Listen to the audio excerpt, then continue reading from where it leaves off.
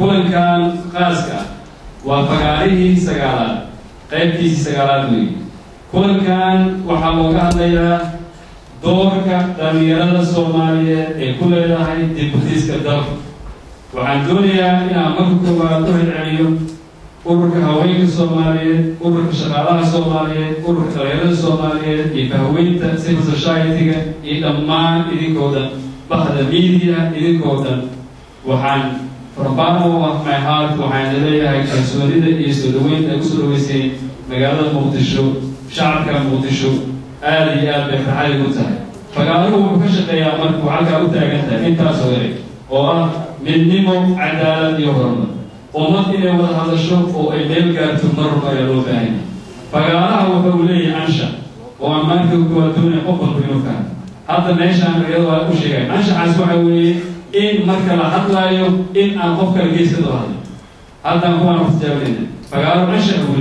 أنشأ هو very important إلا استجيستو وما لا استجيست من مكان هذا وحام عن شيء فقالوا وقوبل هذا مركلا وحام كلوا أمها العلمية وحام مجوغا وزيركينا رياضة سبورتس يعني مجوغا وحام جلسة وزيركي وحام مجوغا حلبان دلها وحلبان عانا حلبان سلوك وحاس نلجوغا ولا شيء نجمة ولا شيء عاوة يوحدوغا عنب سيدنا دميرنا الصومالية نوغو هيكرا عدالة بلشو عدالة بلشو مركان كهاللينو وسوشيال جاستيس سوشيال جاستيس ما أنت دميرنا عرفتها وارتين كعضوهم كسرنا وحا كمانان دميرنا وتبضودي أي قصة مدهراتي وإدوياش اللوردي وأنا دميرنا بلان سوشيال جاستيس وعدالة بلشو عدالة بلشو دميرنا الصومالية كلام سيدنا كوهيكرنا أنا كسؤال كمان كميدا وحياة يمكن دونه عقبات الرجال متاجا فرصة هيستعمل حاسوبهم وكبير عليه وحنا رأينا إن يسوع بالجبهة مركوبه برئيسة وحنا صور وين وزيرك ورفض الردود إلى ورمضان مركب بعدنا وحنا دون الشرف ذكر بعدنا وحنا نقول دون فران ونقول هذا دون مستقبل كنا يرجع الصومالي كان دون شيء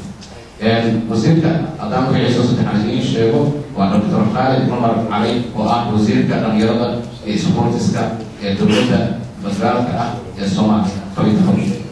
أكتيجي برسنتج كان حتى أنت بدن أما استاتيس كذا لسميه مجرى وتقلع حتى استاتيس صح أو لسميه حبيرة لكن أنت بدن هي هذا كسميه قياس تصور أنت بدن هي هذا وأوكي بالواقع وأوكي بالواقع لكن محل دينا إن UN كأي كميدا إلى UN كإني حتى وضوء أرنتاس و أنا يقولون في شيء جون وجولاي من مسألة لكن أسي حكومة هان وهي الله عن فوكس كسر دوام كمية هاي يوتك سوماليا أما تاني لا سوماليا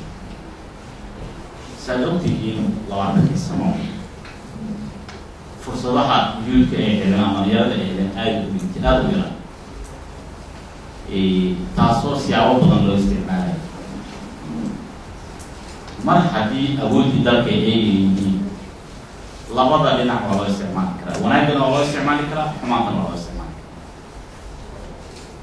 لكن في السنة ضبطا أو كنتي دولة نما لسان حركينا جرو وما تدم يلا جرو صار تام صوت على ما ويل كام جوالا غلطي كون سرعة بقول سياشن ما تفهم يشتغل على تنسى سبب ده يوت كلا شيء أنا أنت بدأنا وشريكهم إلى صدر شر مركا قبل أن نقول شيء كذي مركي دولة تعيسى أفريقيا جلها أما ستحكون جلها أما لا يكون جلها ما تصدر شيء صدر جلها صدر شر مرة دوغارو وكل جوكس ده يوت كا استعمل كحالم كوهد مركب وحضرين يفتح إنسان أكيد معناها أما قيمها أي لا داعي دون مدة حالة نعمل هذا ويجاس ويكبدل that's why أي قبلياش يدقالك هو استعمال جيد erayo idaacadaha laga dhihi jiray maliibaanayaasha lagu liibaanay waa eray aad qaabdana runtii oo waxaan wanaagsaneyn waxaa loola jeeday dhalinyarada ay ahaayeen askara beera ha aadan maleeshiyada ha aadan qabiil ha aadan laakiin magaca ay wataan waa magacii dhalinyarada qolooyinkan hadda al-shabaabna dadka isticmaalaya percentage-ka dadka isqarxinayo waa dhalinyarada aniga ma arkin qof ka weyn 35 sano oo isqarxinaya ma arkin badanaa riboodyada la helo waxa waaye da-da ay isqarxinayso waa da aad weyn waa dareemi kartaa marka ninkaas ideoloji ahaana maskaxdiisa wax loogu shubay laakiin maanta waxaan rajeynaynaa inuu isbedel imaan waxaan aragno waxay tahay waxyaabahan ku faraxsanaha ka mid ah dhalinyarada maanta waxay u jeesteen xagga waxbarashada mar haddii u jeesteen xagga waxbarashada talada dalka meesha ka imaanaysa anaga wasaaraddan maanta leediibayay waa wasaarad baabaasan wasiira ah oo aan xarun edinta ay samaysan kursi ay ku fadhiisanaysan jirin sababta waa wasaaraddan waxay ku dhex jirtay dhex wasaaradda maalintii gabadha cilmiwareejinta ay sameynayso waxay tiri wasaaraddan aan ku oqolaa labada wasaaradood si official ay u sheegtay media ka sheegtay ay ahayd wasaaradda shaqada ee arrimaha bulshada iyo wasaaradda dhalinyarada sanadkii aan wasiirka wasaaradda aan wasiirka ahaa waxba uma qabanay raaligelin marka arrintaas waa fursad luntay waxaa rabnaa marka wasaaraddan barnaamijkeedii waa barnaamij aada u balaaran youthkana waxaa rabnaa contributionka ugu badan ee qaabkii wasaaraddan loo dhisi lahaa ay ukeeda consultation aan samayn doonaa hadda isku-dibleynta iyo documentation aan diyaarinayna iyo procedurkii barnaamijkaas aan ku marinaya ee hadda diyaarinayna markaan dhameyno waxaan imaan doonaa jaamacadaha talada dalka inay idinka leedihiin inaad dareemtiin aragna hoggaanka idinka inaad tihiin inaad dareemtiin aragna waayo talada markaan adinku weydiino talada kaa imaato taladaas aan gorfeyno discussion badan la geliyo kadibna laga soo saaro khulaasadii ugu dambeysay markaasna loo gudbiyo golaha wasiirada waxay noqonaysaa talab ay keli arrintaasna waxaan rabnaa from now qayb ka mid ah tihiin liidarinta soomaaliyeed waayo dadka ugu xooga badan oo dad horumarkiisa hoggaankiisa wanaagsan ka shaqeeya tusaale maanta haddaad samaysaan waxa la yidhahdo shaqo joojin dhalinyarada oo dhan iskoolaadka aadan aadin gawaarida kuwa kaxeenaya keenin kuwa shaqaalaha aysan shaqaynin ay wada fadhiistaan mishi dhaqaaqi kale ma jira isweydiino wax socon kale ma jira kuwa IT-da ka shaqeeya kuwa shaqaalaha dowladda ah haddii hal maalin shaqo joojin ay sameeyaan mishinka waa fadhiisa soo maa marka awoodaasaad leedahay ilaahay u siiyey maxaa u baahan tahay isku toosiin iyo hoggaan waxaan rabnaa marka si arrintaas loo gaaro waa in dhalinyarada iyo wasaaradda ay saaxiib wada noqdaan waxaan rabnaa kalsooni badan inaad wasaaradda iyo xukuumadda aad ku qabtaan systemka shaqada xukuumadda cabdiweli hogaaminayo systemka shaqada ugu bilaabay maaha sistemadii hore waa ka duwan yahay rag badan oo barnaamijyadaasi wax ka diyaariyey ama xukuumad ahaan waxyaabaha ay ka shaqeynayso oo dhalinyara ka mid ah hadda ragga qaarkood maraba inaan magacaabo laakiin way hor fadhiyaan dalka tiimka waxay ka mid ahaayeen strategically xukuumaddan barnaamijkeedeeda wax ka sameeyey hadda tiimka shaqada wada oo work planka xukuumadda sameynayana tiim badan oo dhalinyara ragga wayaaraga waa loo baahan yahay laakiin xoogga la haysto waa dhalinyaro marka dooda waxaa rabnaa maadaama ay badan tahay tiimka dhinacayga fadhiyaan rag badan qabiilo ay ku jiraan sida profesorka saaxiibka ee dalxa waxaa la jeenaya inaa wada qaybsan doono sida wasiirka uu tilmaamay jiil dhan ayaa waxaanan arag wax dowladnimo la yidhaha waxay ku dhasheen xabad waxay maqlayeen waa xabad waxay ku barbaareen waa xabad waxaa laga yaabaa inuu uurgalay hooyadiisoo qax ah hooyadiisoo rafaadsan waxaa laga yaabaa inuu ku dhashay hooyadiisoo dhibaato loo geystay walaashiisoo dhib loo geystay gurigoodoo dhibaato loo geystay wixii asaga ee dadnimo sharaf iyo dignity u lahaa tacaddi gaaray dhalinyarada sidaas oo kale ninka adiga ku barbaara waxaa laga yaabaa cudurrada xataa isaga uu qaadi karo waxay u baahan tahay waqti dheer siday uga bogsadaan badanaaba soomaalidu hablaha soomaaliyeed inta badan ayagaa ugu nuglaa dhibaatada marka lasoo qaado gabar soomaaliyeed oo la kufsaday intay ciilka ambin karto ama iyada ay dareemi karto xanuun ama nolosha intay iyada ay ka quursan karto dhibaatada loo geystay darteed ayay la mid tahay kii walaashiisii ay ahayd marka ayay kasii daran ee arrintaa inay ku dhacday og maskaxdiisa ay ku sawiran tahay waxaa laga yaabaa inuu ku barbaaro goormaad aarsataa isagoo isla taa marka waxa waaye ma sahlan sida looga gudbi karo ama loo heli karo dawo lagu caafimaado wixii dhacay iyo waddadii dheerayd ee lasoo maray ee sidii dhalinyarada soomaaliyeed ee iyaga ay indhahooda jiilkaasi nasiib darada ku habsatay ama ay goobjoog ay u ahaayeen ama ay runtii ayba la kulmeen qaarkood marka waxa waaye mujtamacyada adduunka ee tusaale loo soo qaato dad baa matalan waxaa gaaray waxa la yidhaahdo ilaa heer genocide inay ayaga ay isirsifayn ay isku sameeyeen haddana maanta way ka dhaqmayaan ruwaandoo kale maanta marka lasoo qaato wixii ka dhacay waa la ogyahay laakiin haddana maanta marka adiga aad tagtid aad ka degtid Kigali waddankaana maalin dagaal sokeeye ka dhacay ma malaynaysid waa laga gudbay caqli saliima iyo dadnimo iyo dareen oo ayaga marka ay la yimaadeen iyo hoggaan wanaagsan iyo dawlad wanaagsan oo ayaga isku qancin karaan ayaa waxay u horseeday wax kasta inay iska dhigaan meel tagtay iska daayay timaado ka bilow inay sidii runta ay ahayd ay u qaateen hadday dib u heshiisiin ay tahay sidii dhabta ay u qaateen hadday iscafin ay tahay sidii dhabtayd ay u qaateen haddii nin waliba ninka walaalkii tacadiga uu geystay ama xoolaha ama xaqa asaga uu horay si sharci darro ah ooga qaatay si dhab ah intuu asaga laysu saamaxay ayaa waxay gaarsiisay maanta waddankaas anaga diin ahaan iyo dadnimo ahaan aanan ka hoosaynin inay maanta dadkiisa ay la soo noqdaan wixii dowladnimo micnaheeda ay ahayd iyo wixii dadnimo ay ahayd dalkoodana sidaa maanta uu ku dhismo dadkoodana uu ku dhismo marka annaga waxaana sugaysa dhalinyaro waddo dheer ee loo baahan yahay in layska ilaabo wax badan haddii odayaasheenna sheekadooda la galo waxaa laga yaabaa oday adiga hadda kii beri dhaweyd ee 1990 ubaad goobjoog aad lahayd inuu ciil u qabo geeri in dhayarni laga dhacay ma artay 1960 wixii ka horreeyay uu leeyahay annagoona ka soo ceshay wallahi inaan adduunyada isla wada joogin marka oday ciil qab ah iyo nin dhalinyaro ciil qab ah hadday hal guri ay ku wada hoydaan ka warayaa Soomaalidu noolaanay marka maalin walba marka waxaa lagu jirayaa haddana anaga ka aarsanin kuwi ma kartay marka wixii baa waxaa moodaa dawladnimadeena xataa inay cimriso inay anaga alla soo noqono kalsoonideeni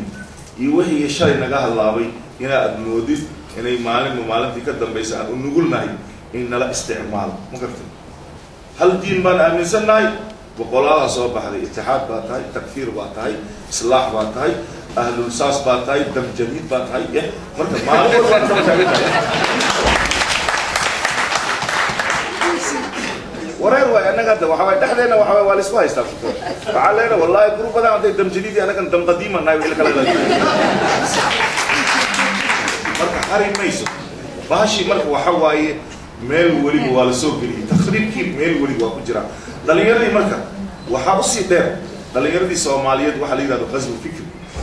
maanta waxa waaye dibadii baa la kala aaday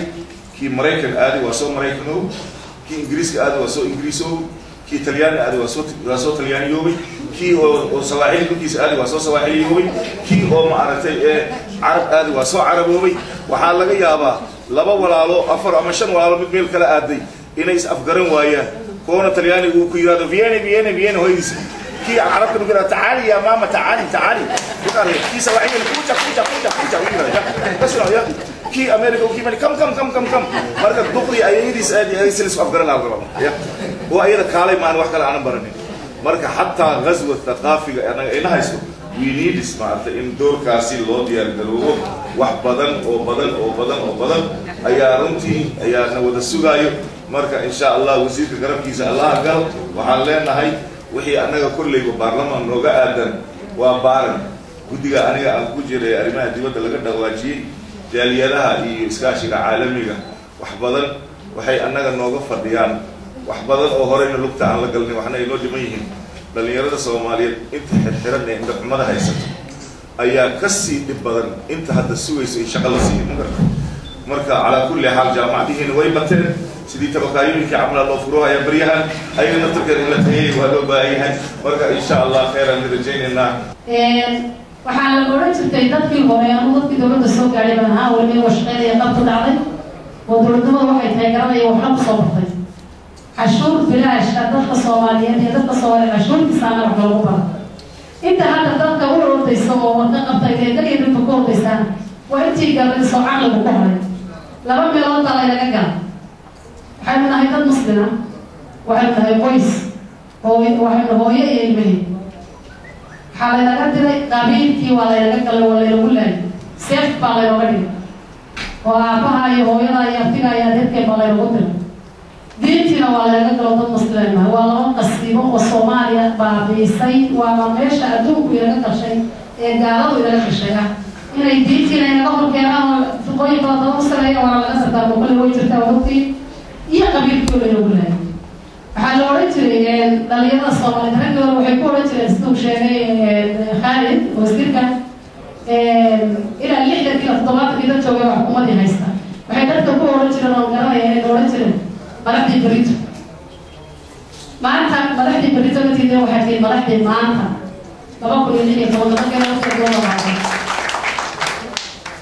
2016 waayo sababtoo ah idinku inta la leeg ayaa waxaa laga yaabaa inaad jaamacadooda dhamaystaan waxbarashada aad dhamaysteen SOL 13 wiil bay ahaayeen innaga idinkaa maanta ka aqoon badan idinkaa ka dhaqaalo badan ma aysan haysan waxa la isticmaalayo aaladaha ka qaadata warka loogu gudbinayo diyaarada ma aysan haysan internet iyo isgaarsiin ma aysan haysan dhar iyo dress iyo xarabo ay ku xaraboodaan dhaqaale ma aysan haysan haddana dalkeena maanta waxaa heesta hadda la tirinaayo iyagaa laga turjumay iyaga ayaa laga turjumay oo hadda heesta caalamkeenu leeyahay wixii ay usoo halgameen marka anigu waxaan ahay hooyo daalan 23 sano intiina halkaa fadhida waxaa laga yaabaa inaan qof aaga wax soo baray uusan fadhiyin meesha hadduu fadhiyo oo midhiyahay uusan mid labaatahay ee hooyo daalan ay wax kasoo warbartay kusoo saartay waqtigii adkaa iyo marxaladii adkaa maanta fursaddan haysana waxaa weeye sida doctor Khalid uu sheegay labada haweenka iyo dhalinyarada labadaba way hadheen runtii wasaarad ahaana waa u hadheen jiritaan ahaana waa u hadheen aan ku faraxsanahay garabku meesha aan ku kulmeen hordile muqdishota wax badan oo soo dagaalamay in shirarka Soomaaliya loo qabto xamar dhexdeeda laga qabto waayo haddaysan Soomaaliya laga qabanin oo aan dadka la wareysan lama ogaan karo baahida ay qabaan ummadda Soomaalida haddii aysan ayagu ku lahayn fikirka aysan lahayn talada aysan waxba ka lahayn dhegihii wax maqalhay aysan ayagu ahayn waxba kama soo bixi karaan waxaan kaloo ku faraxsanahay sanadkan inaan helo wasiir dhalinyarada oo la dhalinyaro u baahanahay 10 sano Soomaaliya ka shaqeeya wasiir kasta oo dhalinyarada loo keeno oo arki kara dhalinyaro waxaa sheegaysaa dadkeena laptopka loola socdo especially dhalinyaro anagoo kala qurbaha ka yimid qurbaha aan jirno waxaan u nimid oo Soomaaliya u nimid inaan dhalinyarada magaalada ku jirto wixii aan fikir ku biirin karno aan ku biirsano tala aan ku biirsano aan tusno adduun weynaha wuxuu ku taagan yahay dhalinyaro ما أنا كذي أقول إن الحركات وتنزل دلو محلنا أخذ ولا كسر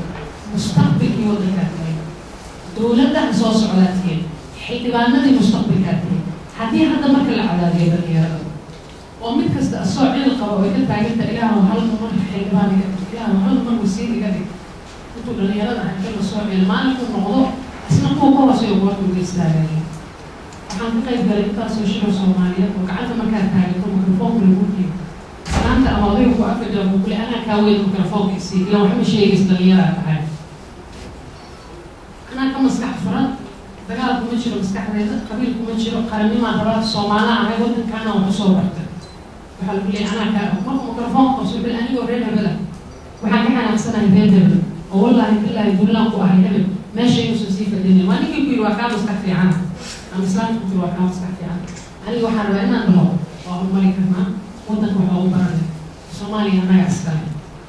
أنا قاعد أقول المركز كأنهم وحال بدل ما حنا راح أكله ياس برد صوم قدر كنا كمان وحكي أنا صار عندي يروح كده عندي ولا نصام يصير كل صوت اللي شغال عندنا ما markaan fiiriyey leadershipkeeni waxaan xasuustaa 1995 waxaa jirtay aniga gabadh Soomaaliyeed isku imaan waxaan leeyahay Soomaalidii waa dhibaataysatay Stella Fitzgerald Washington ka imaaday waa Soomaali waa dhibaataysan tahay luqadii ma yaqaanaan maxaa la dhahaa mas-uuliyad badan baa jirta aan isku tagno aan samaysano community organization aan sameyno waa isku nimid dad dhowr aqooniyaan ah waa aasaasnay lacagtii ugu horeysay $15,000 wax qiimo leh ma jirto markii xafiiskiisaas loo faraaleeyo hooyo reer hebel adoo reer hebel ah baa reer hebel ku darsantay maraykan aad joogaya adoo reer hebel ah iska qurka joogaan iska maskiinaan haylahay adigana samaysana waa kula sameynaa isla reer hebelkii oo reer hebel ka dhaxshay baa wuxuu yiri adigii oo reer hebel oo reer ayay reer hebel ku yihiin baa reer hebel la Seattle Washington waxaa ku nool 150,000 oo Soomaali oo tiradeeda la hayo 400,000 oo dhalinyaro oo Soomaali ah waa ku soo xiraa Seattle Washington inta ka furan shirkadooyin ama NGO baa tiraadaan jirinka anaka non-profit baa halkaas nana ama community qabiil kasta shirkad buu leeyahay waxaa loo sheegay dadkan meesha fadhiya inay qaar wasiiro keeneen qaarna xildhibaano keeneen marka waxaa rabaa wasiirka inaa weydiiyo dhalinyarada Soomaaliyeed xildhibaan in adeerkiisa ama xildhibaan ama aabihiisa oo isku jirin ama adeerkiisa isku jirin yaa u maqan dhalinyarada Soomaaliyeed ay wax ku bartay dalka ama dowladdiisa diyaar loo ah inay dalka ka shaqeeyaan shaqadoodana ay ummadda Soomaaliyeed wax u taran ayagana si wax ugu taraan waxaan rabaa su-aasha kale inaan weydiiyo aan u soo jeediyo wasiirka iyo xildhibaan dalka oo ah waxaan ognahay in dalkeena maanta ay jiraan ajaanib fara badan oo dalkan ka shaqeysa loona baahnaa shaqooyinkaas ay dadka ajnabiga qabtaan Soomaali awood u leh inay qabtaan inay jiraan aqoon ahaan wax bartay diyaar u ahna inay hawshaas qabtaan waxaan rabnaa inaan weydiiyo wasiirka ajaanibtaas dalka ka shaqeynaysa oo Soomaalida ay baahan tahay oo aysan haysanin shaqooyin ayagoo maanta jaacadiina dhameeyeen aan ognahay in badii ay ku leedeen in qaarkood ay tahriib iyo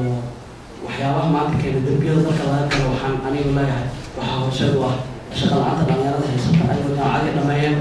dalkii joogaan waxaan rabaa midda ugu dambeysa waan rabo inaan wasiirka iyo waxaan isleeyahay dalka intiisa badan waxay ogyihiin wasiiradeena ma gaaraan hal sano midka ugu badanaa laga yaaba inuu sana joogo waxaan rabnaa in wasiirkeena haddii uu ilaahay yidhahdo haddii 3 bilood uu joogo iyo haddii sanad uu joogo iyo haddii ilaahay intaas ka dhiman xukuumadda ilaahay ay calaf oga dhigay inuu joogo waxaan rabnaa in dhalinyarada Soomaaliyeed taariikh lama iloobaana ay laabta ku haystaan in ooga tago in uu shaqeeyo dhalinyarada Soomaaliyeed ugu shaqeeyo waxaan rabnaa waxaan ognahay in dhalinyarada Soomaaliyeed is-abaabuleen cid doon u gadan aanay jirin ee maanta fadda galeen inay maalin dhibaato ku qabaan maraakiib shisheeye dalka joogo oo ay ka kalluumaysan karin xeebtooda leeyahay waa burcadbadeed waxaan isleeyahay wax burcadbadeed keentayna waxaa waaye in dhalinyarada Soomaaliyeed ay shaqo haysanin shaqa la'aanta inay keentay in dhalinyarada Soomaaliyeed ay burcadbadeed noqdaan tuug noqdaan dambiyada galaan ay dalkooda dib ugu soo noqdaan marka waxaan leeyahay xukuumadaha ama dowladihii dalka soo maray waxaana jirin wasaarado hawsha loogu talagalay qabtay حسنا هذا الوزيرات اللي بيجي أي وحياني خيرات كذا لها وأي كم بيجي بيري حوله عافماتك شغالي كل اللي يسميه لكن لو بعدين هاي إن أي هوش ومطلع دلوقتي إلا لو بعد جوب استكمل اللي وزيرات ما أنا ما دام شغال لوي وما تسميه. سيدي وعندما إلى أنه صوت الماجي ونقصو كردي دولة الصومالية أين أي شعب الصومالي يريدوا كأن إن أود لوسيو يعني from junior إلى بداية هذا الشيء أود يشاء inay la hadli karaan yani presidentiga ilaa heer wasiir ilaa heer agaasimo inay waxa ayaga aaminsan yihiin ilaa ay markaas ay qabaan inay meel ay kusoo bandhigaan ay kula xisaabtamaan ay heli karaan waa arrin aan aada u mahadcelin agaasimaha sadiiq waxaan rabaa inaan halkan dhowr su-aalo aan ku weydiiyo wasiirka dhalinyarada isboortiga oo halkan maanta marti nooga waxaan rabnaa horta inaan fahno oo noo kala cadayn wasaaradda dhalinyarada isboortiga executive responsibility iyo shaqadeeda maxay tahay ma waxay ka shaqaysaa developmentiga dhalinyarada miyay ka shaqaysaa iyo isboortigooda iyo sidii loo horumarin lahaa iyo fikirkooda iyo afkaartooda hadday aad adag yihiin loo shaqayn lahaa hadday jilcan yihiin loo adkeyn lahaa mise waa mid ka shaqaysa inay dhalinyaradu capacity building u samaysa waxaan halkaas na siraacayna hadalkii u yidhi professor dalxa uu yidhi nin dhisan baa wax dhisan marka dad ayagu basic needs ay u baahnaayeen la yani human basic rights baa jira oo ilaa shan ah qofku waa inuu guri haystaa wuxuu cun haystaa iyo meel hogan haystaa marka qofkaan basic needs haysan annagu ma dhihi karno development ka shaqeeyay dib u dhis marka waxaan rabnaa inay gacanto wasaaraddu maxay ka shaqaysaa exactly waxa ay ka shaqaysaa inaan ogaano basic needska ay dhalinyaradu u baahan yihiin ka shaqaysaa ma developmentkii sidii wasaaradda magacay qorsan waa midaan ka rabnayna wasiirka saa ula socotaan waddankeena wuxuu soo maray marxalad aada u dhib badan oo aada u culus markii dowladdii ugu dambeysay ay burburtay waxaan soo marnay dhibaatooyin fara badan aan soo marnay saa ula socotaan annaga waxaan xornimada qaadanay 1960 waa garan kartaan markaan xornimada qaadanay Soomaaliya waxay ahayd dowladdii ugu horeysay oo muxuu ahaay to markii Afrikada loo fiirsho 1960 waxaa la yidhaha xilligii wadamada Afrika inta badan ay xornimada qaateen waxay ahayd dowladdii liigaraysay ama misaal u noqotay in si xor ah la isku soo doorto saa ula socotaan wuxuu ahaay aadan cabdulle cismaan madaxweynihiina hore allah u naxariistee wuxuu ahaa madaxweyne si xorriyada lagu soo doortay markuu ka degayana si xora uga degay oo doorasho uga degay oo dowlad kale yani madaxweyne kale la soo doortay cabdirashiid cali sharmaake naxariis janaalaha siyaasadana oo markaas hadda isagana soo galay kadibna kacaankii aa dhashay taas waxay ku tusi kartaa Soomaaliya waxay lahayd xadaarad waxay lahayd ilbaxnimo dowlad oo macno ku fadhida mugna leh laakiin haddana waxaan soo marnay 20 sano oo militarigii markuu meesha ka baxay saa ula socotaan Soomaaliya waxay ahayd dowladdii saddexaad oo Afrika ugu awoodda badneed xagga markay noqoto powerka ama ciidamada waxaa ka horeeya Masar iyo Nigeria marka South Africa markaas xornimo ma qaadan dowladda saddexaad ayaan ahayd oo awood leh waa garan kartaan dowlad noocaasa oo powerkaas leh oo saas ciidamadeeda baxadeeda leeyihiin marka ay burburtay waa garan kartaan yani ciidan fara badanaa jiray oo awood leh oo dhalinyaro ah ama saraakiil ah oo fara badanaa jiray iyo hub fara badan taas waxayna dhaxalsiisay hubkii faraha badnaa iyo ciidankii awoodda badnaa in ay kala tagaan hubkina dadka muxuu ahayto yani wax magaradka ay gacanta ugu galo taasina uu ku bilowday burburkii oo qarankeena Soomaaliyeed uu ku tumay 22 sano kalka dowlad la'aan ayaan ahayn oo kala duwan marna warlords aan haystay marna waxaan haystay muxuu ahayto waxaan haystay يعني الشباب يوم محاولته تلك الدوران هستي كذبنا محاولته وقرأ كرتان دباسين مربضا أيام صومرني دل يرد وحي هدمر ولبا ضدك لقى ربيع الدفاعان قرنك أما أي محاولته هو دباسة الصومالي الرؤوس اللي أي كهرتان ما تعين وحي تبغى دل يرد يفول النقطة شدار النقطة شدار بحلو بقول أنت بدل محي هدمر يرد قدير دل يرد أي كهرتان waxyaalaha ma dhicin waxaan ku sheegayaa waddan kasta markaas fiiriso horumarkiisa iyo dibdhacaalkiisa waxaa beys u ah waxaa la yidhaha human capital ama dhalinyarada dadka aqoonta leh oo xirfadda leh oo professionaalka oo manpowerka oo markii annaga aan dhinacayna islaamka aan u laabano 15 sano ilaa 40 jir ayaa manpowerka la tacaalaya ama dhalinyarada halka ay lagu beysanayaa waddan waliba manpowerkiisa sida u shaqeeyo ay u horumaraa sida u gaabshan dibdhacda ay u sameeyaan dadka dhalinyaradeenna manpowerka waxaa loo baahan yahay in waa garan kartaa intaasoo dhibaato aan soo marnay dhibaatooyin kala duwan aan soo marnay waxaa loo baahan yahay horumarkeenna wuxuu ku xiran yahay dhalinyarada gacanteeda ayuu ku jiraa hadday dhalinyarada u istaagto inay waddankooda ay difaacaan waddankooda inay nabad kusoo dabaalaan waddankooda inay horumariyaan waddankaasu meel fiican ama bulsho fiican oo horumar ay taliyaan. waxaan ognahay dalkeena wuxuu burbursan yahay muddo 20 sano taasina waa natiijo ka dhalatay horumarkii markaan dowladda lahayn horumarkeena xawli ku socda ruux aad u ordaya ku turantuloodo yani dhib badan gaaraya in dhibka ugu baahan waxa keentay horumarka xawliga leh ee aan hore ugu soconay marka sideen ugu soo noqon karnaa sideen hore anigu waxay muuqato kow in dhalinyarada turxaan bixiyo oo waxaabihii ideologiyadii hore lagu shugay laga saaro. second thing waxa waaye in executive-ka dowladda lagu daro magal siyaasad duqa mise daashay ma soconayso ma ordaya dalka xawligiisii hore kuma soo noqonaya waa in siyaasadda lagu daraa mid dhalinyara kuwa waa in laga bilaabaa wasiirka dhalinyarada waa in kriteeriyada lagu xulaa 35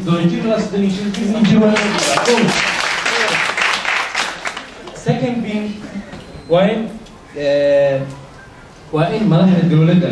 la baraa sidee looga faa'iideysto daaqada iyo awoodda ku jirta dhalinyarada sidee looga faa'iideysan karaa waa in study noocaas la sameeyo sidee dhalinyarada intaan joogta looga faa'iideysan karaa awoodda ku jirta ninka maamulka mise ninka leaderka dalka waa inuu yaqaanaa dadkiisa awoodda ku jirta si looga faa'iideysan karo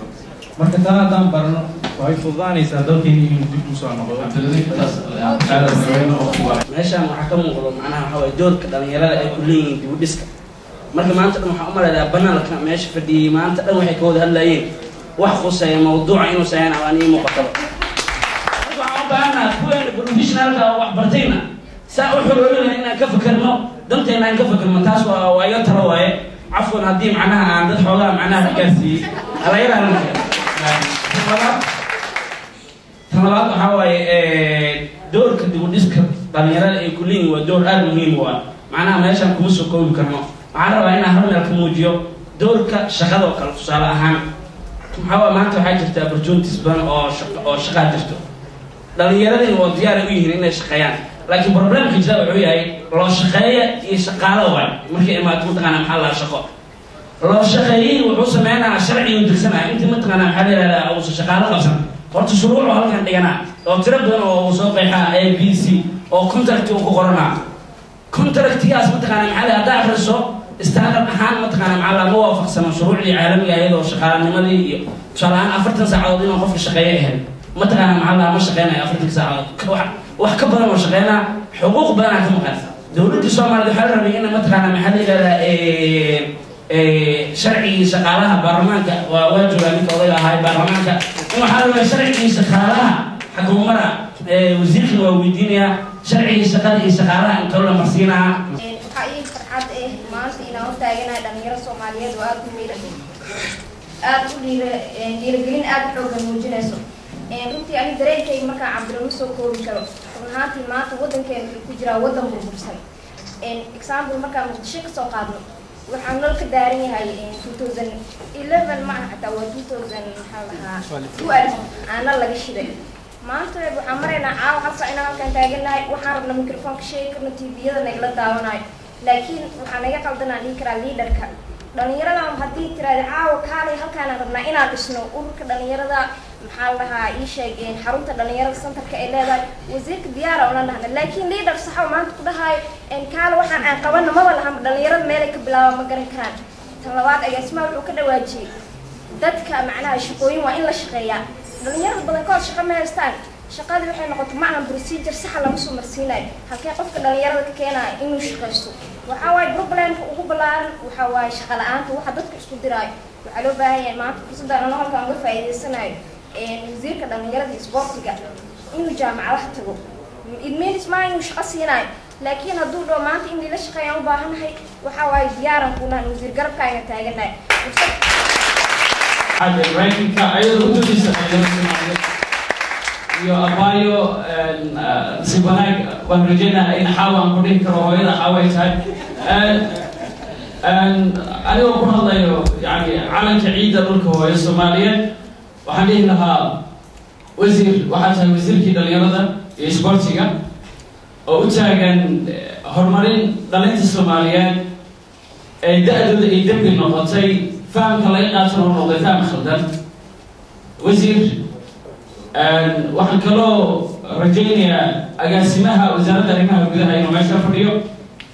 wasaaradda arrimaha gudaha waxay soo saartay xeer la dagaalanka dhalinyarada aan dhihi karo dabcan argagixisada waaye laakiin dhalinyaradiina waxa yani argagaxa wado waa dhalinyaro adinkoo mahadsan waxaan rabaa aniga labada kun iyo lixdii aan inta ka qaxay ethoobiyankii markay waddankaas soo galeen waxaa la yidhahaa camaar cumar maxamed waxaan ku noolaa South Africa waana ka ahaa imaam iyo arday intaba midda aan rabo inaan dadkayga la soo garay waxay tahay waxaan ka qayb galay xaflad ardayda iyo dhalinyarada adduunka xafladaasi markaan ka qayb galay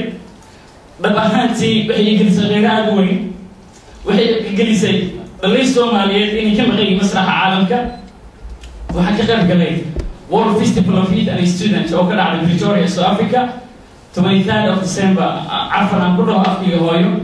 وهي حفلة أرضية دليرة الدنيا وهي كده على 23 ديسمبر لما تكون يتمكي وحشوي ما ضمان أرضية دليرة الدنيا ماشي أسي وكوه عالم تيجي هوايو وأنا كعماني كوالي أوكي أنا أقول هذا وحان ربح التاي وحان مستاهي أنا يضلينا كله أو areas كأنه Pretoria تجنا إن عالم كذا دينه ولا لا يرجبوتي واحد السعودي ولا لا يرجبوتي كسعودي أو مو بكي ماذا وأنا كعاكس والله هذي أحد أرضي هاي عالم كي تبعيا مثلا عالم كي أو ماذا أنا كوارني عالم كي حتى وأدي وين سانجد جارنا أحسن كبر ورني سوماليا براوني بيجي سومالي إن هيكفانينا على كل حال عبد الجابر في سنوات وجريودي ليس يأسوا على نوات لندوجي دليل الصوماليات أنا كلا وقت تمكي واحد سنة ثلاثة فقط إن مكي إسلامكي لاتي سنة ديسمبر أنا أساس أول مرة أوركو مريت الصومالية أو الصومالي Development Agency SYDA مقدشة يعني أنا والله صعد أروينها أرضية دليل الصومالية وإسكاشي أرضية أخويانا الصومالية بهو student coordinator كأها وحالكم بي يعني معلومات تاريخية وذكر وحكمتها إلى لكم مدحبين حسن شيخ وأنا مدحبين هين عن كلا هذا أريمه هذا اللي يرده كبعد ما لنت الله هذا ما لنت كده بيسجلوا ما أعرفين حسن شيخ ما هم لنا أنا أعرف ده بيقول صوص علينا وانصور قابل يا متى أنا واحد توزيع هنا ودي وزير دليرة واحد لهاي الهوي waxay lahaayeen guriga dhaho guriga dhalinyarada Soomaaliyeed oo dhammaan gobolada dalka ay ku afirsan jireen wadankani ma dhahayo hotelada Muqdisho kamid ah waxa dhacday in la dhaho dhalinyarada tahay daadadana dambi waayo wasiir qorshaha ku jira in aan xubinso daadada dhalinyarada fahamka khaldana bulshada aad wacyi geliso mid xigtan ay tahay wasiir su'aasha ku dambaysa oo weydiina waxay tahay urur dhalinyaro qaran jiro Muqdisho ka jiro gudoomiye ku-xigeenkiisa waa kana brother Maxamed oo ah gudoomiye ku-xigeenka ururka qaranka Soomaaliyeed waa ugu yimid walaalo dadaalaya laakiin wasiir qorshaha ku jira inaad dhisto ururka dhalinyarada qaranka Soomaaliyeed si hufan oo maskax furan ku jirto waan aniga dabcan waan kamid ahay musharaxiinta yani xuraan dhan oo waxa jira dadweynaha special dhalinyarada ee dhahayaan wasiir waxaan rabnaa si hufan oo qabyaalad iyo xilli xigaajo aysan ahayn inaad dhalinyarada u xaqsoorto dhalinyaradana codkooda isku doortaan maanta aniga dawlad ma aan arkin ma aan ku soo barbaarin ayadoo wadanka la isxaysanayo oo laga qaxaayo ma arkay laakiin dawladnimada macaanka ayada waxaan arkay wax yar oo wadamo tirsana aan arkay oo ay ka mid yihiin Kenya iyo meeshan oo Malaysia oo macnaha la igu macnaha calaaday dalka inaan u dharan oo la igu jiray meeshan Muqdisho ma ahayn ciid la ii xantoobiyo la oran jiray ay dhacday ama safar ah oo la socdo dad oo u socdo Kenya ka tagay oo South Africa u socdo marka Kenya ka baxayna in dib la ii mariyo baasaboorkayga inta la fiiriyay dib la ii mariyay dadkii aan ka horeeyo la iga hormariyay kadib qofka ugu dambeeyo la gudbiyo inta la imtixaan aha Malaysia marka tagay ama sharciga musaxay inta la qabsaday gabar yar oo aniga ila egbad go'aan maalintaas waxaan ku gaaray oo ku dhaartay inaan wadankayga dib ugu noqdo waliba aan noqdo wada mariyeen oo dalkooda ay ku canaadeen aan meel kalaba ka shaqeyn aan askariyo noqdo kana shaqeeyo waxaan kaloo idiin sheegayaa dhalinyarada wax badan baa la eeday waxaa le waa lagu shaqaystaa dhalinyarada in lagu shaqaysta waxa ka keenay waxaan aaminsanahay waa dadka ka waaweyn waxaan aaminsanahay boqolkiiba 9 dhalinyaradu inay wadan yihiin laakiin wadaninimada idinkaa ka hortaagan dadka waaweyn baa ka hortaagan dadka ka hortaagan waad ujeedaan hadda wiilkaa waa wiil dhalinyara wuxuu la qiro oo ilaa hadda aan la hadlila ahay ooyintiisii wey oo ana aan la ooyin wax kalena maaha waa dhibaato usoo arkay meesha Soomaaliya ugu dhibaatada badan ay ka soo martay buu jooga asaga iyo walaashiga ay ka imaadeen oo Soomaaliyeena awti in dhagax lagu diray waxa keenay in dhagax lagu diro waa waxa iyaga lagu arkay dadka kale way joogaan wadanka laguma digo dhagax laakiin hadaa adigu isku qiiroonayna cid ku naxaysana hal walba oo u bislaanaysa hilib bislaa noqonaysa waxa in ka codsanaa oo wasiirka iyo xildhibaanka iyo agaasimaha waa dad waaweyn waxaan weydiinayaa dhalinyarada horta eedaysaan oo aad tirahdaan wax ma qabanayaan dhalinyaradu waa run inay fadlan macnaha ay nin walba adeegsaday laakiin waxaa la dhahaa nin baa waqti kama waartaalna waxa keenay dhalinyarada in la adeegsado waa wax lagu jirrabay maanta marka adiga wixii aad munaasibkaaga lagu daba mariyo nin kastoo ku adeegsada waa u shaqaynaysaa waana samaynaysaa waxaan weydiinayaa marka saddexdooda oo wada socda nin walba jabu haya waana kasoo shaqayn jiray haddana wuu ka shaqaynaya ninkeebaa diyaar u ah inuu yiraahdo maanta anigu waan soo daaray dhalinyaradu ibedela oo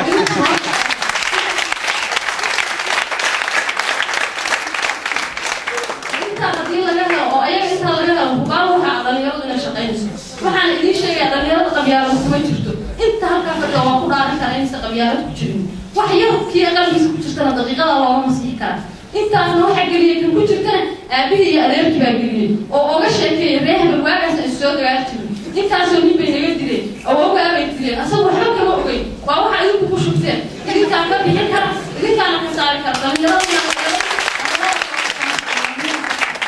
waxaa yidhaha munaxaadi Soomaali wadani imaado waxaan u mahadcelinahay Francis Morfar xildhibaanada wasiirka abaynajmo gabadha kaleeto dhammaantiin waan salaamantihiin ma hadli karo wallaahi qiira ay hayso waxyaabaha wadankayga uu ku jiro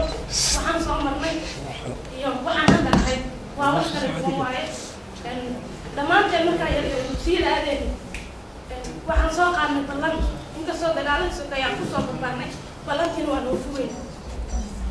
markaan ku baasayna foomanka 7 minuugaashan daabuur kale la istaajiyey حقلاس وايا A B C D E F G إلى أنت صار فصل كسر صدمات نفسية معلمين تخارج إنه يديجي لمحل عشاء بريتنا نقول أنا جو حنجي علينا نقول معلم أو دلما أورد وحبر أنا جو حنجي علينا نقول أرتي أو ضد أنا نقول دكتور أو داوية هوايتي عروضة أنا جو حنجي علينا إنجيلير نقول أود كيسو لكن ما كاوينا الجامعة لا تبغى نشكر سنة قفل بوه نقول إنه كل بيستو إنه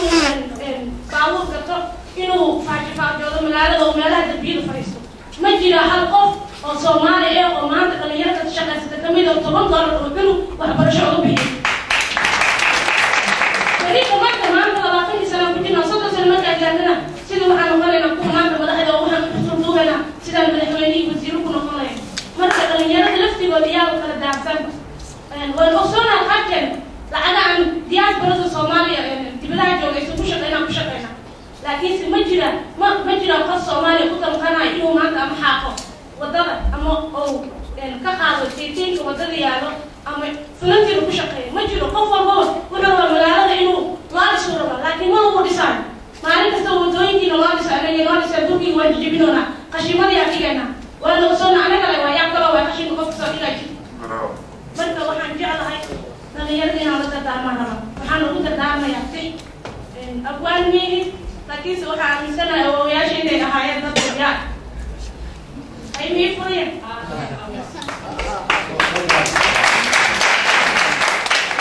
ثالثي تلقي هو يدين الدعم هذا الشيء اللي نفوته سلام ديرنا وتبع سنوات سلام ديرنا يسود وين تبع سبادور حليزين كذا ديجيا دايفتي تلقي هو دبي سبولك ددي كفرة تبسي يدي وددر قليا تعليم في دولي dadajiya dib u dhiska iyo daryeelka martada wadalkeeniye wasiirna xaada yartaa dukaafoodo dariiqyada wayto dishootay daroogadu candiirna xaabaysa daryeel waxaan u fidiyaa haweenkan daabsan qashadaha duqoobay diirna xaabahan haysan iyo nabaddiibaan dadajiya dib u dhiska iyo daryeelka waxaan wadalkeeniye dib isku soo duba Soomaalidan dirirtu kala geysay hayso deeqsada dibna ha u feertaan dalagadiye danta Soomaaliya hado dadaalo dadka koowaada ahaato doodiyaan la gelin hawsha dalka dalkeena Soomaaliya isku dirnaho isku duubnaada Soomaaliya isku dirnaho dib iskugu laabta daqaaradiina gaarayaan dib uga soo kabane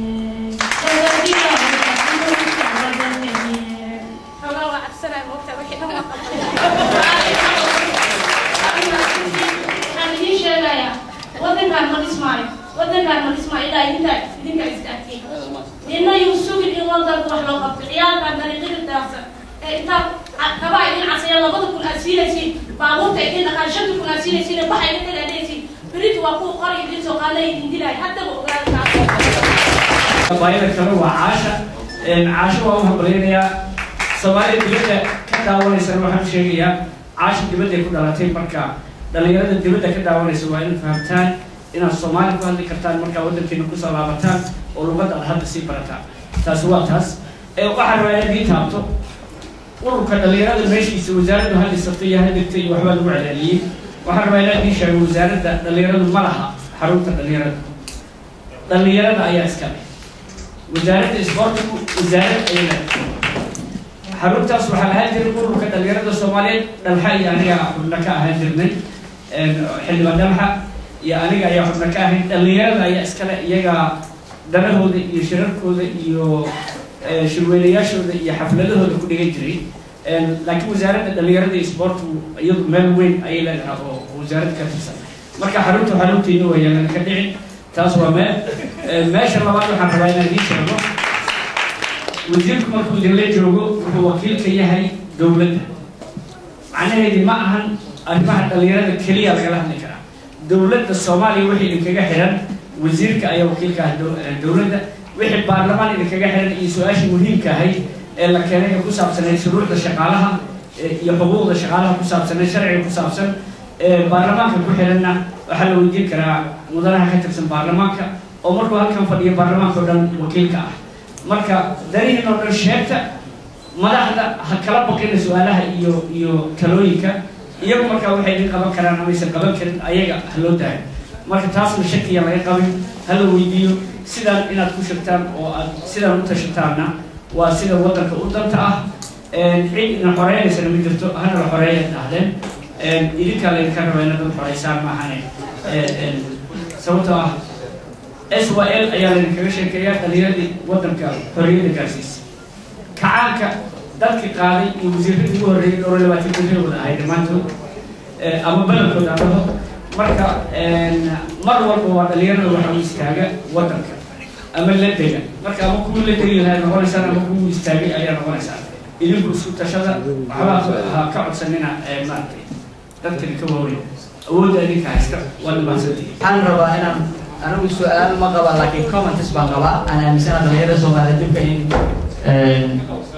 ay faa'iido u tahay su-aasheedu waxaa waaye dadkan dhalinyarada arkaysa anaga saaxiibadana u galaasaa jira waa naga reebay jaamacaddii iska bixin waaye waa dhibaato qaar baan tahriibay qaar baa baaba'ay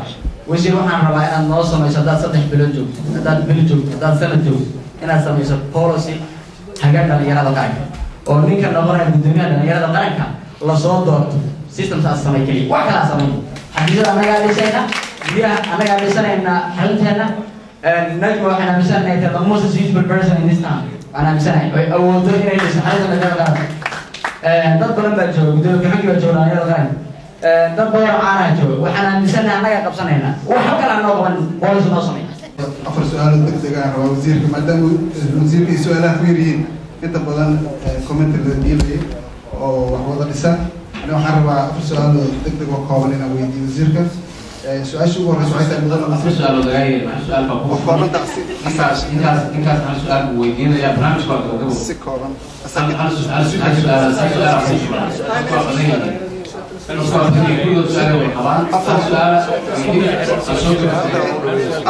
أفر واحد لسه يسوي وزيرك هقول بس عندما هرلو سؤال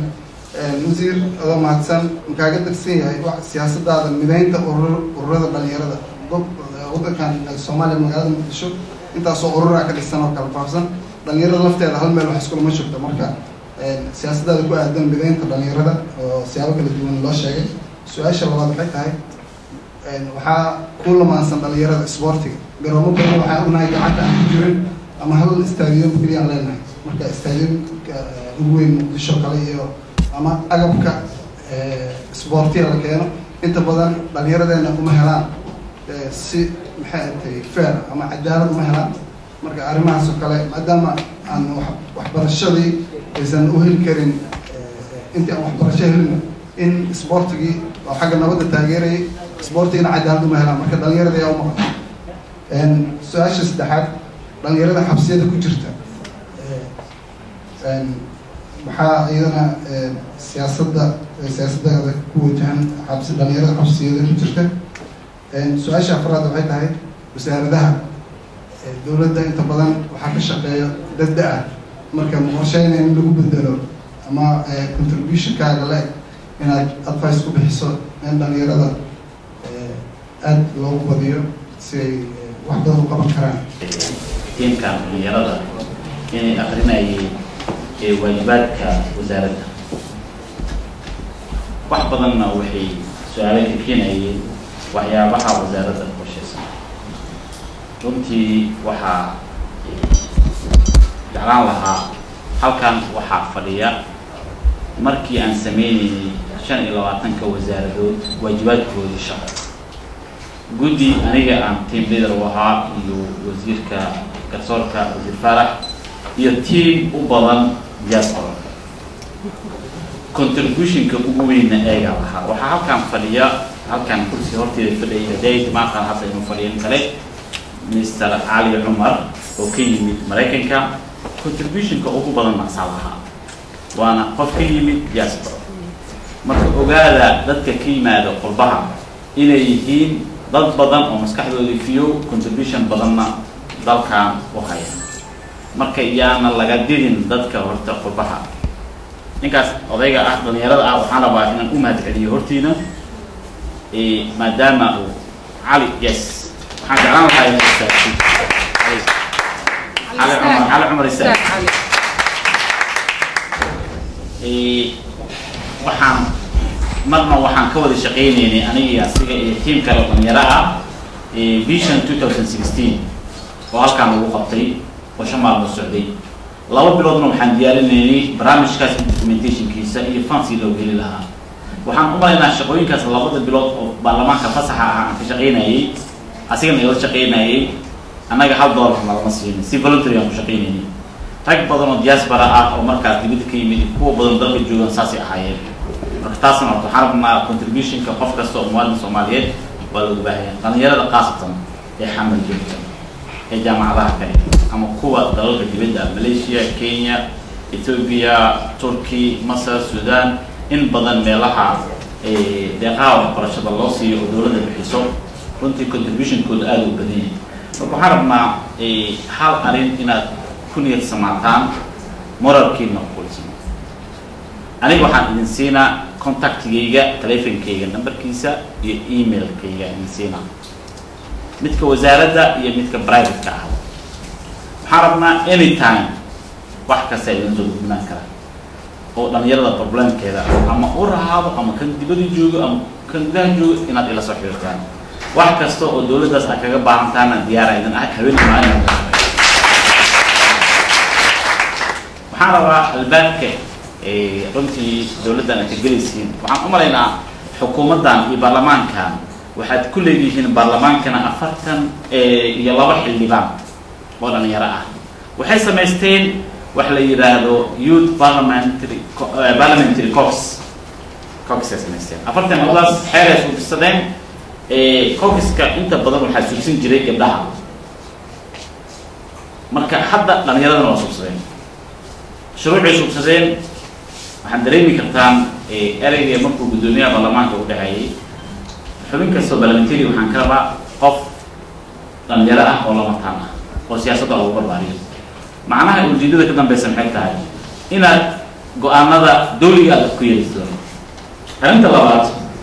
kabinetkan hadda dhisan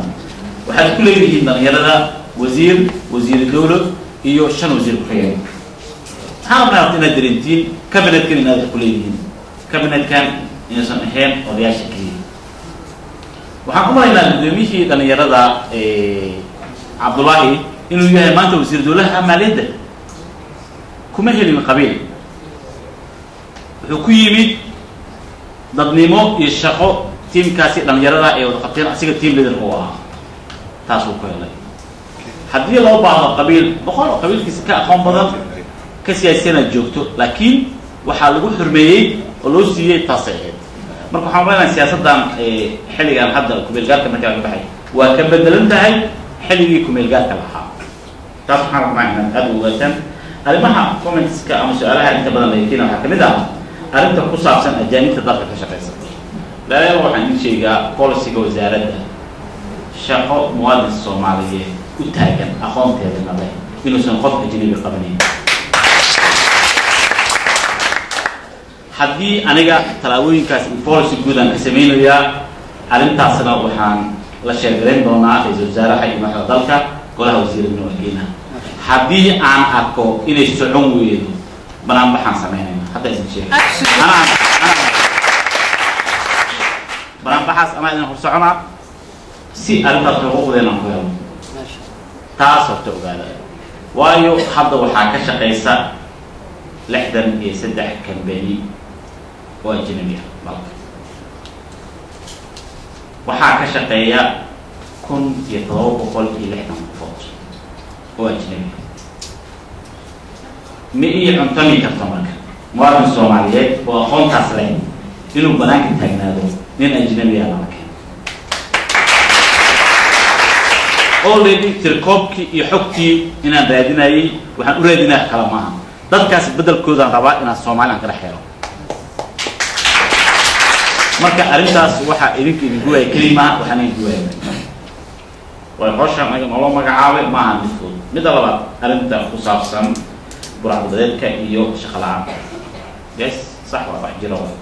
waxyaabaha aan rabno 4 shay oo aan rabno inaan ka wacyigelino bulshadeena ama dhalinyarada soomaaliyeed ayaa ka mid ka tahay number 1 oo ah arrinta terrorismka midda labaad piracyga ama burcadbadeedka tan saddexaad tahriibka tan afraad drugskan la isticmaalayo 4 shay oo aan rabno dhalinyarada in laga wacyigeliyo laguna wacyigeliyo 4 shay oo bedelkooda ah 1 wadaniyada 2 waxbarashada 3 shaqada 4 hoggaanka dalka marka 4taas shay haddii la isku helo shaqada markii maxaa soo geli karto tuuti waxaa soo gelayso wax kasta oo shaqo ah oo la qabanayo dalka lagu horumarinayo marka waa 4 oo 4 aan rabno inaan ku bedelno waa policyga wasaaradda u degsan arrinta ku saabsan xaggeen taageerada dowladda ka bilaabmaa waa joogitaanka hadda aad joogtid halkan contributionkaad aad dhiibaysid waa qayb ka mid ah taageerada dowladda maxaa dhacday waxa commentska aad samaynaysa ama talada aad soo jeedinaysa waa qaadayna annaga hadhowtii waa aruurinaynaa wixii wax taraana waxaan ku darsanaynaa barnaamijkeena xukuumadda khaasatan tan wasaaradda marka taageerada hadda iyo goor dowladda u baahan tahay waxaan u malaynaa wasaaradda abka hore wasaaradda arrimaha gudaha agaasimaheedii shaqooyin badan oo arrimaha dhalinyarada waday laakiin hadda wasaaradda yeelatee wasaaraddaas shaqadaas wadayso waxaa dhici karto wasaarada badan oo anaga aan line ministerska aan wada shaqeyn badan naga dhexeyn doonto oo arrimaha dhalinyarada taana waa kuwa arrimaha bulshada ha ahaato iyo kuwa security-ga labada ahaato iyo kuwa horumarinta intaba waxaan ka wada shaqeyn doonaa ay noqonayaan arrinta ku saabsan national youth policy waa waxyaabaha noo degsan inaan naga sameyn waana waajibaadka waa midka ugu horeeyo oo anaga aan sameyn haddiina national youth policy aan la helin dhalinyaradan mala manage garan karo that national youth policy waxaa ku dhex jiri doono the framework oo youth ku shaqeyn doonaan guud ahaantiisa oo xagga waxbarashada ahaato shaqasiinta ahaato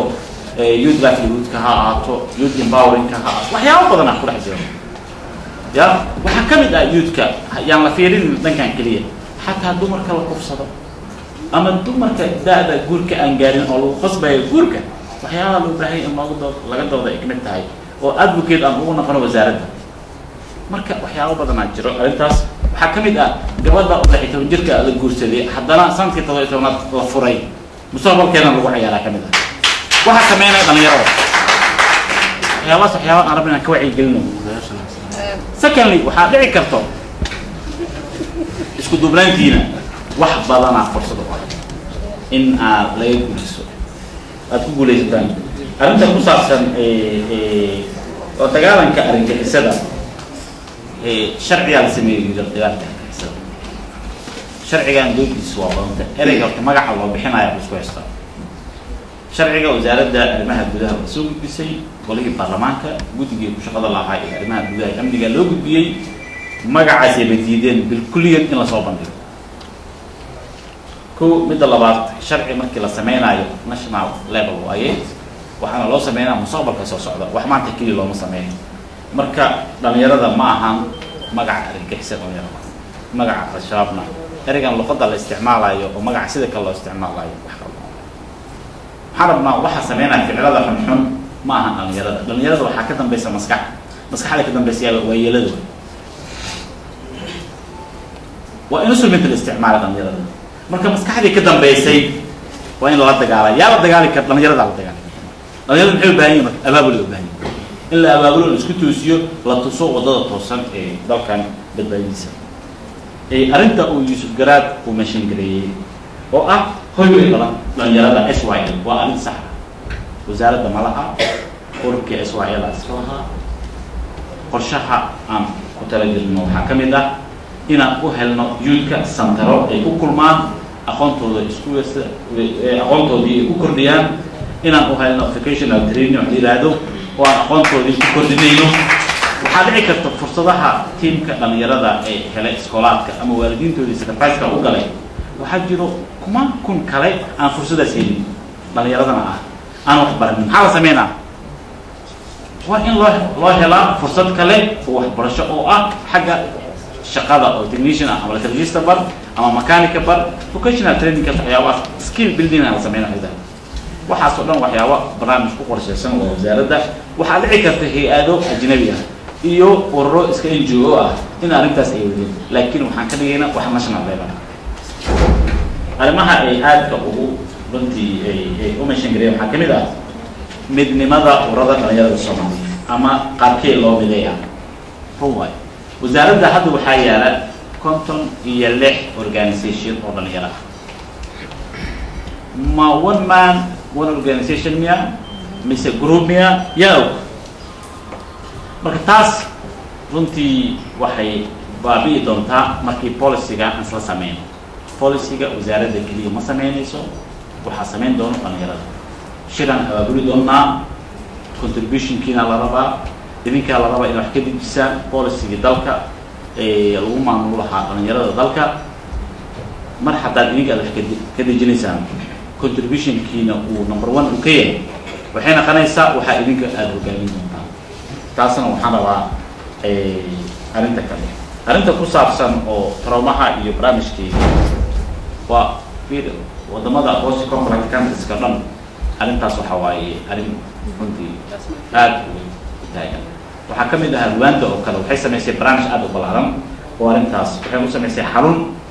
oo dadka ay runtii qofka bini aadanka ah adiga waxaad leedahay qofkan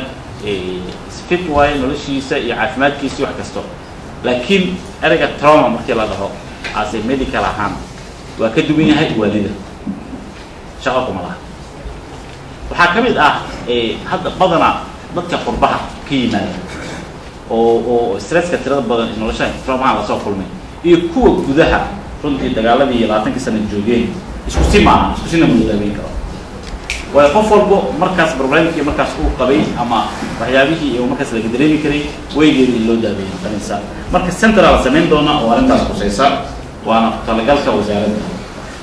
arinta ku saabsan dhalinyarada iyo kuwa xabsiyada ku jira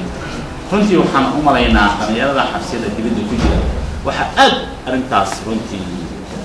advocate ugu ahaa Professor Dalha oo meelo badan arintaas baarlamaanka gudihiisa ha ahaato maxaa la dhahaa dibadda marka arintaas waxaan jeclaan lahaa in asi ku wareejiyo asiga uu ka hadlo arintaas jawaabtaas uu ka bixiyo iyo arinta oo sharciga shaqaalaha iyo shuruucda welcome oo hablo iyo wiilal bale inay dibaduhu aad maartay ugu rafaadsan yihiin wax badan saraxatan sida wasiirka uu sheegay dhalinyaradaas intii laga gaari karo dadaal ahaan annagoo markaa kulli bangaca baarlamaanka markaas iyo hawsha bacantay ama xukuumadda dowladda Soomaaliyeed gurmadkaasi aan ku wada ahayd sidii qof waliba markaa ama si individual ama hawsha nasiib ha u yeesho ama si collective ah laakiin kulli waxa qaar aad ogtihiin in ilaahay nagu garab galay inay soo baxaan si kastaba dadaalkaasi ha ku yimaado oo Afrika markaan tusaale uga soo qaadano dalal fara badan oo ay ugu horeyso Kenya oo waliba Mombasa dhalinyaro fara badan oo Soomaaliyeed kuwa ugu naxdinta badnaa waxay ahaayeen markaan kula kulanay xabsiyada kuwa 8 jir ama 7 jirna ugu yar yahay 12 jirna ugu weyn yahay oo teenage sida ayaga xataa lagu soo qabtay ayagoo tahriibayo waa wax cajiib ah waxay ku leeyihiin anagoo duwaala aan marayno meel la yiraahdo ayaa geed hoostiisana lagu daadiyay halka anagoo fadhin u baan lagu yimid inta kalena 157 iyo 770 iyo xoogaa meelahaas bay gaarayeen si wanaag Mombasa ilaahay wuxuu nooga fududeeyay xabsiga Shimolateba in laga sii daayo balse laakiin in kale oo hadana oo aan loo dhawaan karin ayaa waxay ku xirnayd waxa la yiraahdo magaca piracy ama maartay burcad badeed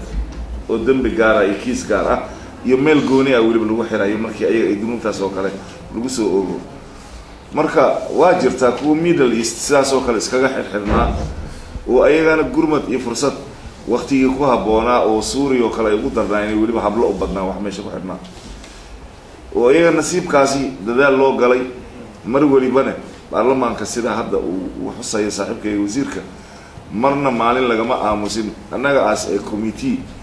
gudiga oo hadda u qaabilsan arrimaha dibadda iyo xiriirka caalamiga ka soo jaaliyadaha ayaa waliba Soomaaliyeed dhinacaasna wasiirka waa iska kaalmaysan doonaa dadaalka isaga laftirkiisa hadda idinka aad weydiisanaysaan mar waliba ma ku imaan karo dhinac kaliya hadana shacbiga Soomaaliyeed qayb aan ka noqonin maxaa yeelay dadkan Soomaaliyeed ee baxay meel aysan ku dhibaataysneen ma jiro South Africa tan gabdhowla mutaqafiin ayaa ka joogo meeshii qof nool lagu dilay way dhagax oo Soomaali meeshii ugu xun ay ka dhacdo way hadana waxa ku yaala baarlamaanka Afrika ku yaala ee baab ma gartay waxa soo dhan waxay u baahan tahay jaaliyadii Soomaaliyeed laftirkooda ma u diyaarsan yihiin jaaliyada Soomaaliyeed oo kale may qaab qabiil bay u wada degan yihiin marka adiga aad Mareykan iyo Yurub iyo xataa meelaha badi adiga aad tagtid dadaal hadda runtii wadaniyad kaaga muuqanayso kuwa dadaalayo way jiraan laakiin kuwana wali in primitive age-ki ayaga ay ku jiraan oo xataa Soomaaliya xataa inay ku soo mareen aad moodaysa transit badownimada iyo si ay u dhaqmayaan aanan xataa inuu yahay safiir Soomaaliyeed ninka inuu soo arko loo baahan yahay muwaadinka meesha joogo waxa haddana dhibaato u geysanaya ayaa isaga magacii Soomaaliyeedna kharibayo in kale oo nadiif ahaydna uu dhibaato asiga uu keenayo ayaa waxay u baahan tahay laftirkooda in shacbiga Soomaaliyeed laga wacyi geliyo marka dhalinyarada markaan hadaa idin lahaa hawl badan ba idin taala ma dawladda kaliya inay u taalo shaqo bixintu ma dawladda kaliya in ayada laga sugo shirkadaha Soomaaliyeed ee tirada badan mashaariicda faraha badan qandaraasyada faraha badan la wada qaatay waxa laga yaabaa dhalinyaro fara badan oo mutaqafiina inay banaanka ay ka taagan yihiin nin walba ina adeerkiis asaga inuu shirkadiisa maartay 90% inay ka shaqeyso inuu gacanta u geliyay bakhaaradi ayaa waxaad arkaysaa nin maanta xabadkiisa meel uu leeyahay aad yaabaysid albaabka uu taagan yahay mid yar oo xiita uu ku leeyahay adiga 5,000 waxa siinaysaa ninkan bakhaarkaygana wixii laga rarayo ninkaan qofaan ahayn mararayo ama baabuurkaaga saaro ama lagu saaro intaasaad bixinaysaa cadaalad darrada soomaaliyeed halkaasay maraysaa maaha dowladda dhexdeeda iyo baarlamaan iyo golaha wasiirada in laga goobo iyo madaxweynaha iyo dhexdooda laakiin cadaalad daradan waxay baahsan tahay min aclaa ila alasfal magarta marka sidaa aawadeed mujtamaca wada sumaysan ayaan wada noqonay marka cadaalad ijtimaaciya inta ay taalan ma dhici karto in la helo cadaalad siyaasiya la helo cadaalad iqtisaadiya la helo cadaalad amniya la helo adiga ku xisaabtan ninka dhalinyarada ohow horta odayga ninka adiga ku dhalay oo ku barbaarinayo hooyana miday kusoo korisay oo da-deed intay doonto hala ekaatee adiga hadda siraac iyo loolan hala gelin aabbaha iyo hooyadaayo hadhihin ayadaa waxaan o dhan igu shubeen ayagaa iga hortaagan mustaqbalkayga hooyo iyo aabban horta way kusoo dhiseen laftirkeeda inside effectiveka marka la sheegayo odayaasha waxaa fiican in dhallinyarada laftirkooda aanan la dhihino oday baa idin hortaagan odayga hadduu ku hortaagay wax kuma soo bareen hadduu hooyadaa ku hortaagan tahayna kuma soo tarbiyayseen nin walibana 40 jir waa gaaraya waana ka gudbayaan ma jirto cimri go-on oo weligiisa dhallinyaro ahaanayo nebi maxamedna 40 bay kusoo degtay waxyi caqligaaga maajuurkaa ma aha inay da-daadu ay weynaato ama inay yaraato oo aad fresh ahaatid hadba sida ilaahay wax kuu garansiiyo nin yaroo weyn iyo nin weyn oo yaraa jir nin yaroo sida uu dhaqmay nin weyn ka fiican ka caqli fiican ka maskax fiican ka dareen fiican ka wadaniyad fiican nin weyn oo sida uu dhaqmay cunug yaroo hadda ma artay xataa oo aanan waxba fahmaynin ka caqli hooseeya habdhaqankiisa iyo sida uu wax uu samaynayo marka waxa waaye xataa even age-ka yaana laga dhigin cudur ma gartay waa inaan noqonnaa mujtamac nadiif ah kan ugu korra iyo kan ugu hooseeya ku fakera waxaa la yidhaahdo wadaniyad iskugu hiiliya magac soomaali isugu gargaara wax isku siiya soomaalinimo laakiin hadda nin baa wuxuu yidhi aniga geeri oogama naxay gaal iyo xaasqaada yidhi maxaa yeelay amba galleyna kor saari aan gudow ku hayaa marka nin walba ninka kale culayska marka kan asiga saaran unbuu arkayahay kan ninka kale saaran uma jeedo marka dhallinyaroy culaysku waa badan yahay ninba siba uu saaran yahay hala iska wada qaado dowladda keliyana ma qaadi kartee aan iska wada qaado waa mahadsantiin